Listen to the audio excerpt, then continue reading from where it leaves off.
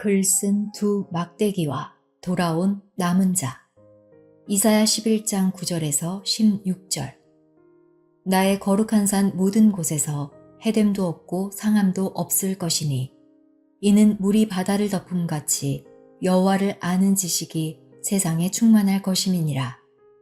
그날에 이새의 뿌리에서 한 싹이 나서 만민의 기호로 설 것이요 열방이 그에게로 돌아오리니 그 거한 곳이 영화로우리라. 그날에 주께서 다시 손을 펴사 그 남은 백성을 아수르와 애굽과 바드로스와 구스와 엘람과 시날과 하맛과 바다 섬들에서 돌아오게 하실 것이라. 여호와께서 열방을 향하여 기호를 세우시고 이스라엘의 쫓긴 자를 모으시며 땅 사방에서 유다의 이산한 자를 모으시리니 에브라임의 투기는 없어지고 유다를 괴롭게 하던 자는 끊어지며 에브라임은 유다를 투기하지 아니하며 유다는 에브라임을 괴롭게 하지 아니할 것이요 그들이 서으로 블레셋 사람의 어깨에 날아앉고 함께 동방 백성을 노력하며 에돔과 모압의 손을 대며 암몬 자손을 자기에게 복종시키리라. 여호와께서 애굽 해골을 말리우시고 손을 유브라데 하수 위에 흔들어 뜨거운 바람을 일으켜서 그 하수를 쳐서 7갈래로 나누어 신 신고 건너가게 하실 것이라. 그의 남아있는 백성을 위하여 아수르에서부터 돌아오는 대로가 있게 하시되 이스라엘이 애굽 땅에서 나오던 날과 같게 하시리라. 성경은 사람이 읽어서 알 수 있는 책이 아닙니다. 또한 성경은 한 구절 놓고 1000번, 10,000번 읽어도 거기서 새 맛이 나고 또 새 맛이 납니다. 이유는 바로 생명의 말씀이기 때문입니다. 베드로후서 1장 21절에 성경은 성령의 감동을 입은 사람들이 하나님께 받아 기록을 했으므로 성령의 감동으로 기록된 하나님의 말씀을 성령의 감동 없이 스스로 풀게 되면 스스로 멸망에 이르게 된다고 베드로후서 3장 16절에 기록되어 있습니다. 신의 감동으로 기록된 이 성경은 바로 신서요, 신의 글입니다.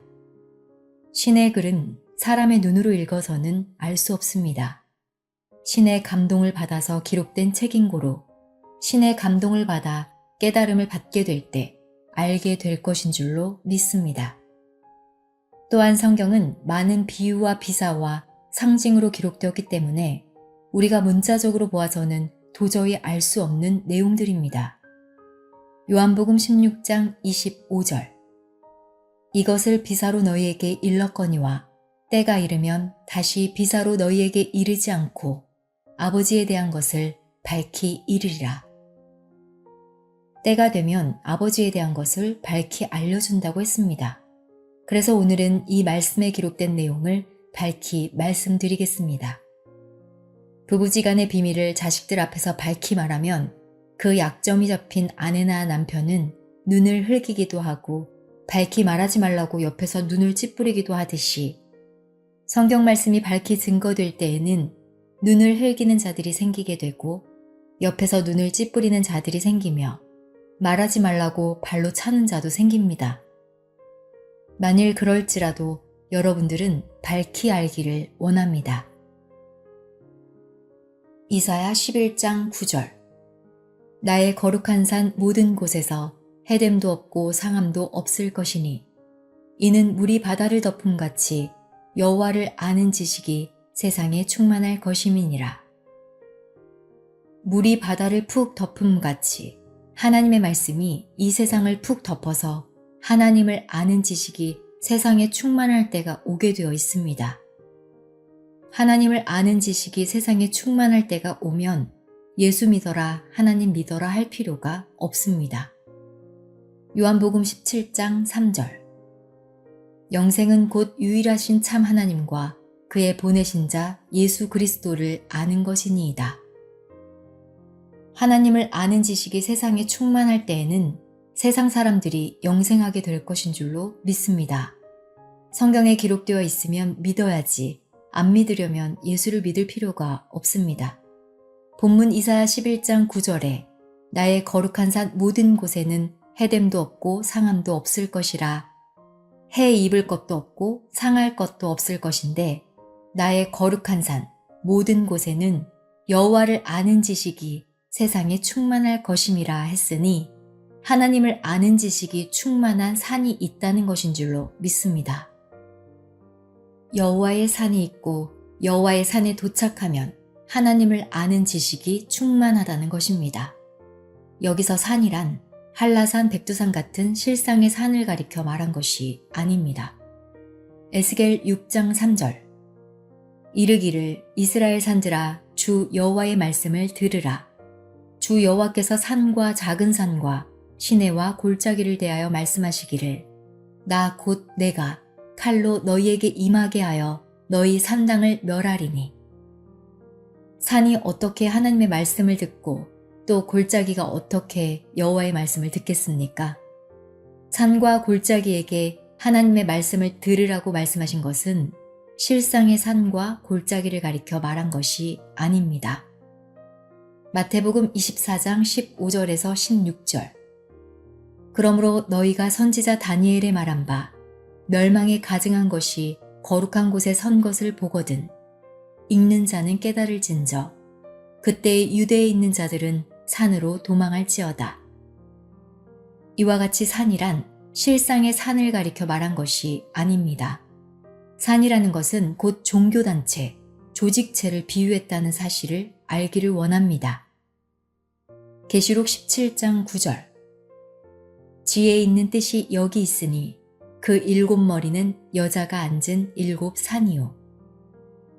기록된 말씀을 통하여 볼 때 7산은 백두산이나 금강산과 같은 실상의 산을 말한 것이 아니라 7왕, 곧 왕권으로 조직되어 있는 하나의 조직체를 가리켜 산으로 비유했다는 것을 알 수가 있습니다. 산에는 나무가 많이 있습니다. 성경에는 예레미야 5장 14절에 이 백성으로 나무가 되게 하리니 라고 하시므로 사람을 나무로 비유했습니다. 세상에서도 어린 청소년들을 가리켜 꿈나무라고 하고 국가의 훌륭한 사람을 가리켜 인재, 즉 사람 목재라고도 말합니다. 그러므로 하나님의 거룩한 산은 하나님을 아는 지식이 충만한 사람들이 하나님께 영광을 돌리는 거룩한 자들의 무리를 가리켜 여호와의 거룩한 산이라고 한 것입니다. 가장 거룩하지 못한 산은 나무가 한 그루도 없는 대머리산입니다. 즉 하나님의 말씀이 없고 하나님의 백성이 없는 거짓 종교단체입니다. 실상의 대머리산 밑에 가보면 살 수가 없는 것과 같이 숲이 우거져야 먹을 것도 많고 산으로부터 얻을 것이 많습니다. 그러므로 거룩한 산은 하나님을 아는 지식이 충만한 산입니다. 이사야 65장 24절에서 25절 그들이 부르기 전에 내가 응답하겠고 그들이 말을 마치기 전에 내가 들을 것이며 이리와 어린 양이 함께 먹을 것이며 사자가 소처럼 짚을 먹을 것이며 뱀은 흙으로 식물을 삼을 것이니 나의 성산에서는 해함도 없겠고 상함도 없으리라. 여호와의 말이니라. 기록된 말씀과 같이 성산은 부르기 전에 응답하고 말을 마치기 전에 이루어지는 곳으로 앞으로 이러한 축복이 성취될 새 말씀이 있는 곳이야말로 진짜 성산입니다. 하나님의 말씀이 충만한 성산은 부르기 전에 응답합니다. 또 사자가 소처럼 짚을 먹을 것이요. 사자는 원래 육식동물로 고기를 먹고 사는데 사자가 소처럼 짚을 먹으니까 식성이 바뀐 것입니다.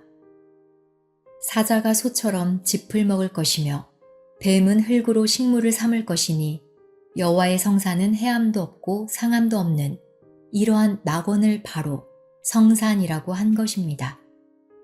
이사야 11장 10절 그날에 이새의 뿌리에서 한 싹이 나며 만민의 기호로 설 것이요 열방이 그에게로 돌아오리니 그 거한 곳이 영화로우리라. 이새의 뿌리에서 한 싹이 나서 곧 이새의 줄기가 있고 그 뿌리에서 싹이 난다고 했는데 싹이란 바로 순을 말합니다.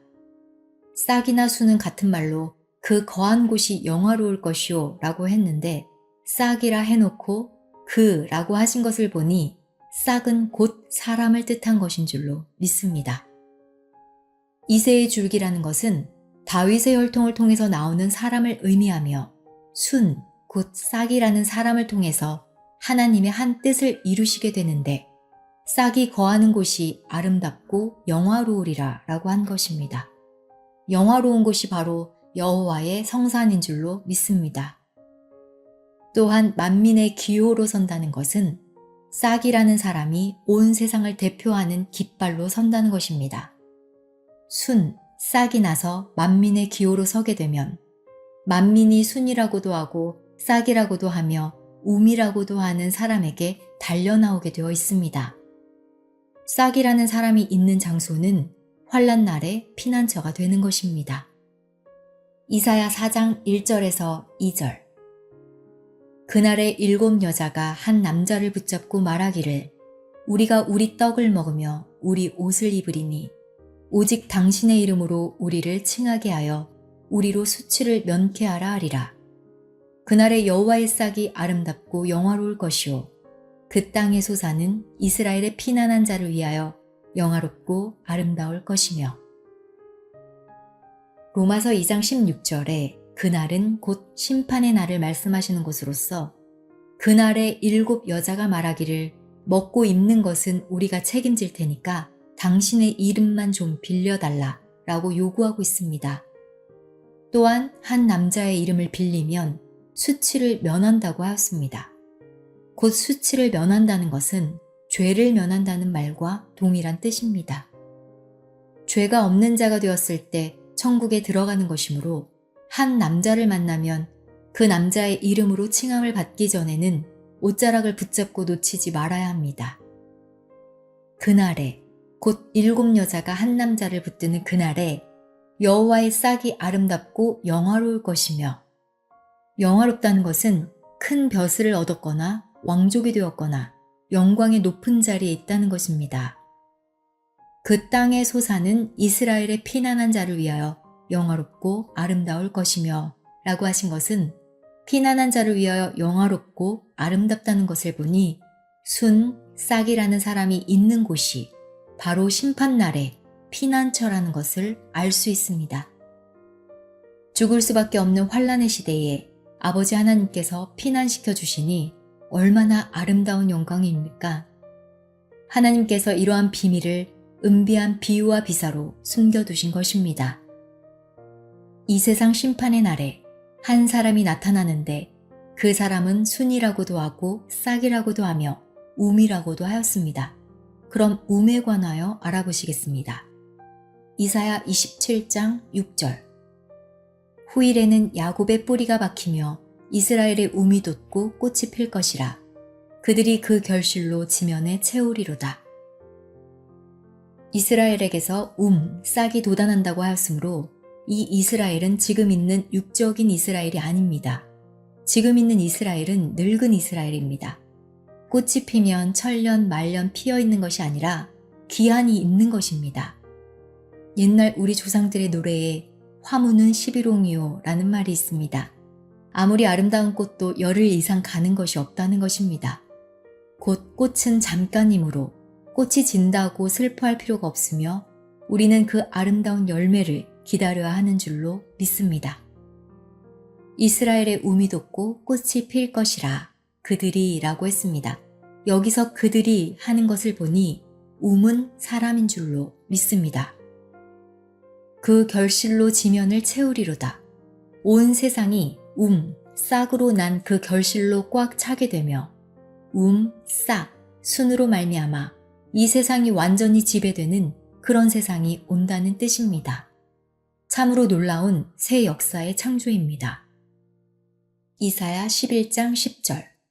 그날에 이새의 뿌리에서 한 싹이 나서 만민의 기호로 설 것이요 열방이 그에게로 돌아오리니 그 거한 곳이 영화로우리라. 앞으로 순이라는 섭리의 비밀이 있는 이 장소에 열방이 돌아오며 세계 만방이 다 돌아오게 되어 있습니다. 그 거한 곳이 영화로우리라 하신 곳에서 싹이 난다고 했고 그 거한 곳이 영화롭다고 했습니다. 싹이라는 사람이 있는 그 장소가 영화롭다는 것은 천하 만민이 다 돌아온다는 뜻입니다. 만민이 이후 여하를 막론하고 정신없이 돌아오게 되어 있습니다. 이사야 11장 11절. 그날에 주께서 다시 손을 펴사 그 남은 백성을 아수르와 애굽과 바드로스와 구스와 엘람과 시날과 하맛과 바다 섬들에서 돌아오게 하실 것이라. 열방에서 돌아오는데 아수르에서도 온다고 하였습니다. 아수르의 족속들은 에스겔 31장 3절에 권세자의 족속, 다시 말하면 아주 강대한 나라, 영적으로 볼 때 아주 교만한 족속을 말합니다. 그리고 애굽은 원래 대단히 큰 나라입니다. 애굽은 실상의 애굽을 가리켜 말한 것이 아니고 이사야 31장 3절에 애굽은 사람이요 신이 아니며 라고 한 말씀처럼 애굽은 사람이며 세상을 비유해서 애굽이라고 한 것입니다. 또한 바드로스와 구스와 엘람과 시날과 하는 이곳들은 모두 무역항입니다. 무역을 많이 하고 장사를 해서 돈을 많이 번 부국입니다. 바로 이러한 많은 나라들이 하나님의 백성들을 구원해주고 피난시켜주는 순이 있는 장소로 돌아오되 바다와 섬들에서 돌아올 것이라고 하신 것입니다. 이사야 27장 13절 그날에 큰 나팔을 울려 불리니 아수르 땅에서 파멸케 된 자와 애굽 땅으로 쫓겨난 자가 돌아와서 예루살렘 성산에서 여호와께 경배하리라. 아수르 땅에 있던 사람들은 하나님을 크게 대적했던 자들입니다. 비진리에 있던 자들, 하나님의 섭리를 전혀 모르는 자리에 있던 자들이 하나님의 성산에 돌아와서 경배하게 되어 있습니다. 섬에서 온다고 하니까 일본에서 오고 아프리카의 많은 섬들에서 오는 것이 아닙니다. 섬이란 육지와 떨어진 곳으로, 섬은 동서남북이 바다로 둘러싸여 있기 때문에 육지와 왕래하기 힘들어서 독립적인 땅을 가지고 있는 곳입니다. 성경에서 섬이 의미하는 것은 이사야 41장 1절에 섬들아 내 앞에 잠잠하라 라고 하셨는데 실상의 섬들이 잠잠할 수 있습니까? 또한 이사야 49장 1절에 섬들아 나를 들으라 라고 하셨는데 섬들이 하나님 말씀을 어떻게 들을 수 있겠습니까? 이것은 실상의 섬을 말하는 것이 아니오. 섬들이 육지와 떨어져 있는 것과 같이 섬이란 하나님과 거리가 먼 곳에서 작은 조직, 큰 조직을 가지고 있는 종교단체들을 말합니다. 그러므로 섬들아 원방 백성들아 여호와의 말씀을 들으라 라고 한 것입니다. 육지인 시베리아, 중국 대륙 한복판에 있어도 하나님의 말씀을 듣지 않고 하나님의 말씀과 떨어져 있는 자들은 거리가 먼 원방 백성들인 섬인 줄로 믿습니다. 본문 말씀 이사야 11장 12절에 이스라엘의 쫓긴 자를 모으시며 땅 사방에서 유다의 이산한 자를 모으리니 라고 했습니다. 교회에서 쫓아낼 사람이 누가 있습니까? 아무도 쫓아내지 않습니다. 그럼 어떤 자들이 쫓겨난 자들인가 하면 주일마다 시간 낭비를 하며 말씀 들어보아야 육신적 이야기, 돈 이야기, 정치 이야기 등 많은 이야기만 잔뜩 해놓고 나서 아멘 하고 축원하노라 하니 마음의 양식을 얻지 못하고 새로운 진리를 찾으려고 교회에서 나온 자들입니다. 교회에 가서 무엇인가 희망이 있고 소망이 넘치는 것을 얻어야 하는데 얻을 것이 없기 때문에 신앙생활을 포기해버린 사람들이 결과적으로 쫓겨난 자들입니다. 이사야 11장 12절에서 13절 여호와께서 열방을 향하여 기호를 세우시고 이스라엘의 쫓긴 자를 모으시며 땅 사방에서 유다의 이산한 자를 모으시리니 에브라임의 투기는 없어지고 유다를 괴롭게 하던 자는 끊어지며 에브라임은 유다를 투기하지 아니하며 유다는 에브라임을 괴롭게 하지 아니할 것이요. 유다와 에브라임은 왜 이렇게 친해졌는가 하면 원래 에브라임은 우상을 섬기는 자들이고 유다는 하나님을 잘 섬기는 자입니다. 하나님을 잘 섬기는 자와 우상을 섬기는 자는 서로 원수지간이 분명합니다. 예수 믿는 사람과 부처를 섬기는 사람은 친할 수가 없습니다. 그러나 왜 하나님은 잘 섬기지 않는 에브라임과 유다가 친하게 되었을까요? 에스겔 37장 15절에서 16절 여호와의 말씀이 또 내게 임하여 가라사대 인자야 너는 막대기 하나를 취하여 그 위에 유다와 그 짝 이스라엘 자손이라 쓰고 또 다른 막대기 하나를 취하여 그 위에 에브라임의 막대기 곧 요셉과 그 짝 이스라엘 온 족속이라 쓰고 유다와 그 짝 이스라엘 자손이라 쓰고 라고 하였고 에브라임의 막대기 곧 요셉과 그 짝 이스라엘 온 족속이라 쓰고 라고 하였습니다. 이스라엘은 유다와 짝이라는 것입니다. 부부지간에도 짝이 없인 살 수가 없고 사람도 손발이 다 짝이 있습니다. 한 손만 쓰고 한 발로 다니면 얼마나 힘들겠습니까? 막대기 하나를 취하여 그 위에 유다와 그 짝 이스라엘 자손이라 쓰고 곧 글 쓴 막대기가 있다는 것입니다.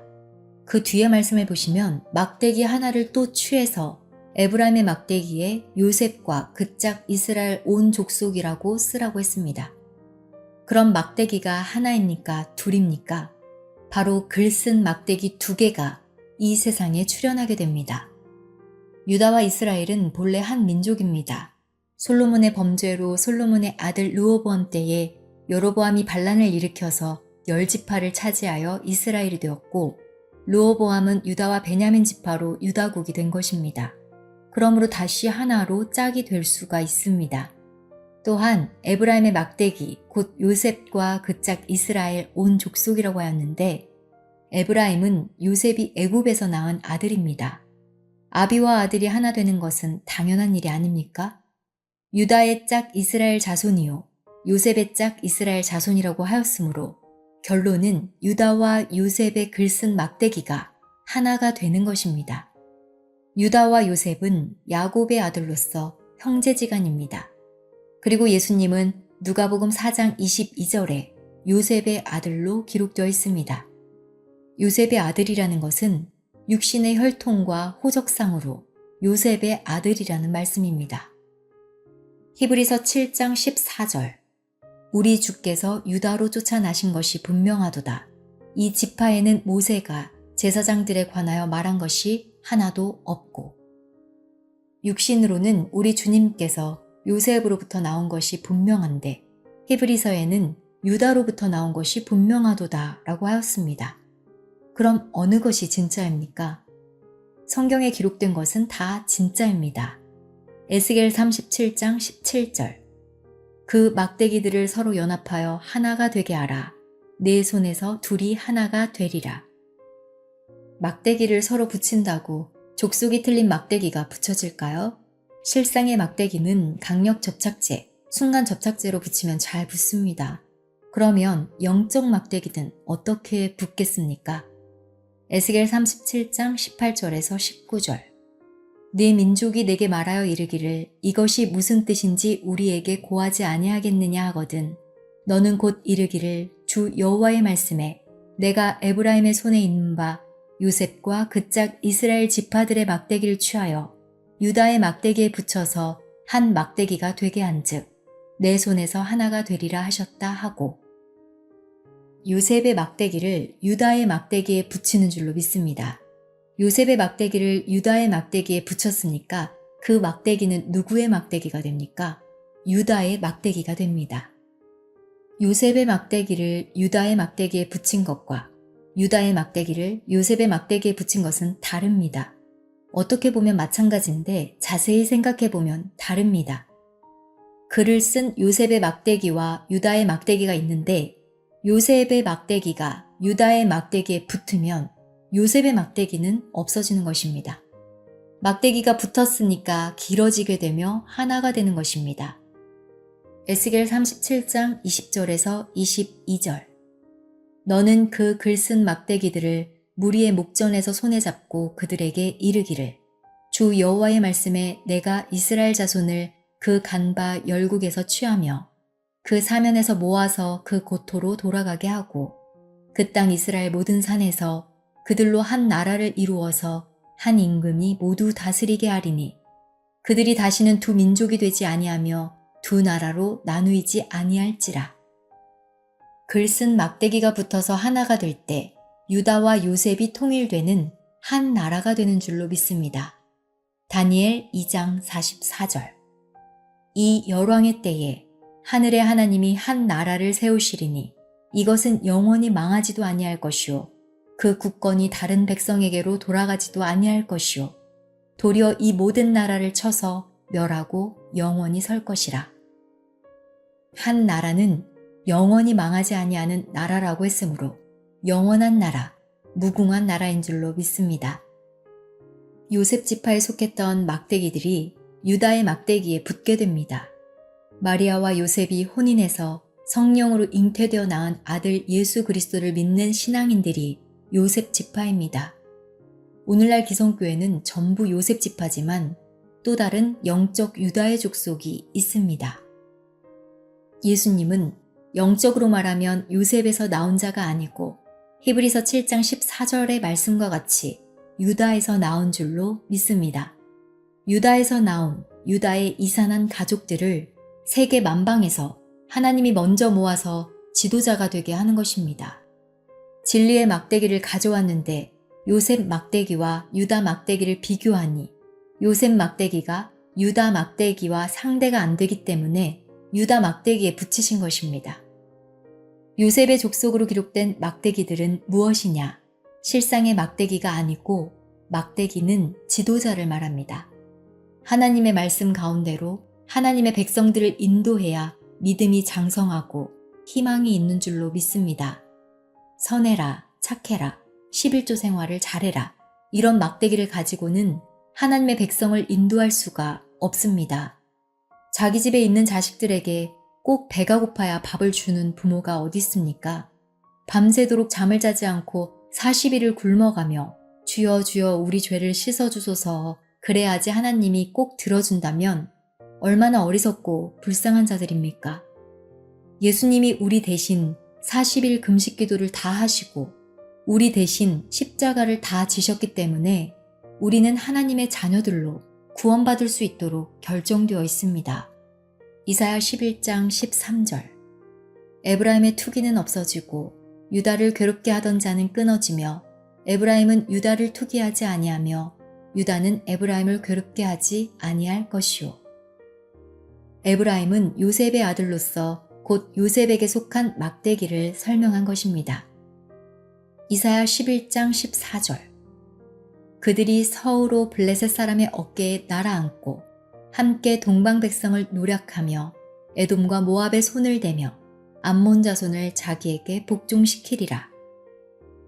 유다의 백성이 어깨에 앉는다는 것은 무슨 뜻인가 하면 어깨는 권세를 상징합니다.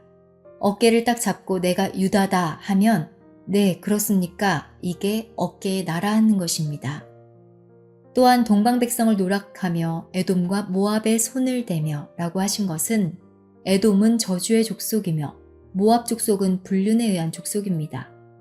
롯이 소돔성에서 도망해 나올 때에 하나님이 산까지 도망하라고 했는데 하나님 우리가 산까지 도망하다가는 도망하기 전에 유황불이 내려 죽겠습니다. 그러니 소알성까지 도망하게 해주소서 라고 하였습니다. 하나님의 말씀을 듣고 하나님이 가라는 대로 가야 하는데 자기 주장을 했기 때문에 하나님이 할 수 없이 그럼 좋다 소알성으로 들어가라 라고 하여 소알성으로 들어갔습니다. 소알성이 원래에는 심판을 받아야 할 성인데 하나님의 선지자들이 들어가므로 심판을 면했습니다. 거기는 온갖 음란한 죄가 소돔 고모라보다 더한 도시였습니다.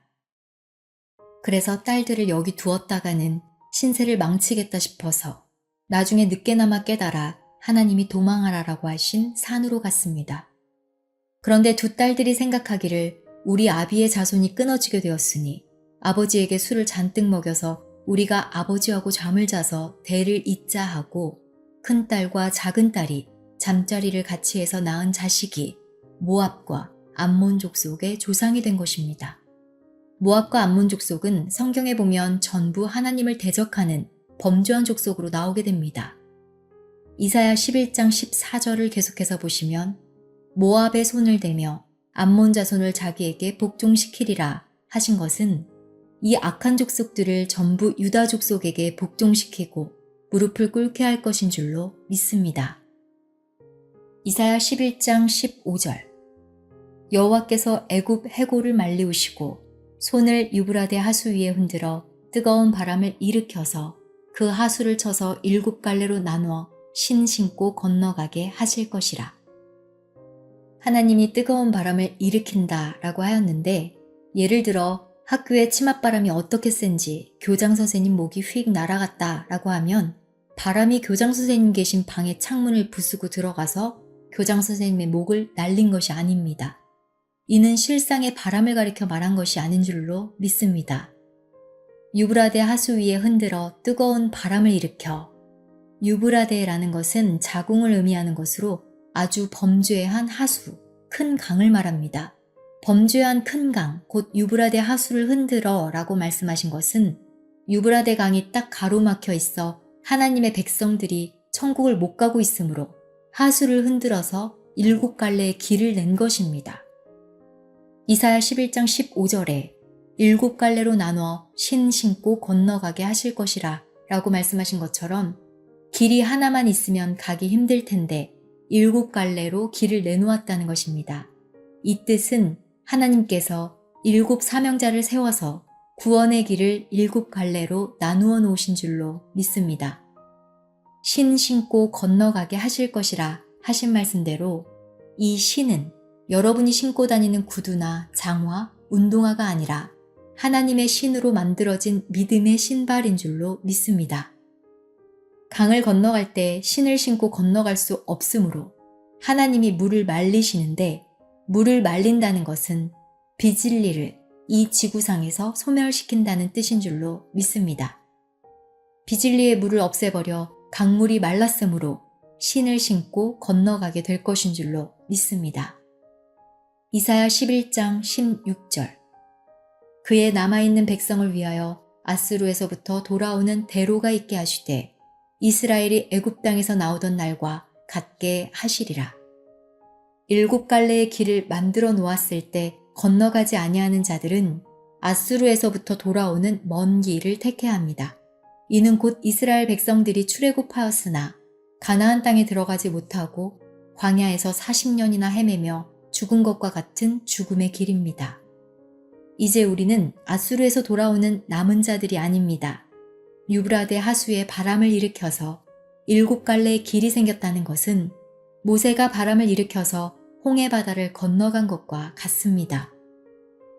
글 쓴 두 막대기의 비밀을 깨달은 자들은 이제 믿음의 신발을 신고 유브라데 하수 곧 험악한 세상에서 7갈래 천국길이 활짝 열렸으니 다 함께 믿음의 신발을 신고 천국에 이르는 자가 되시기를 예수님의 이름으로 축원합니다.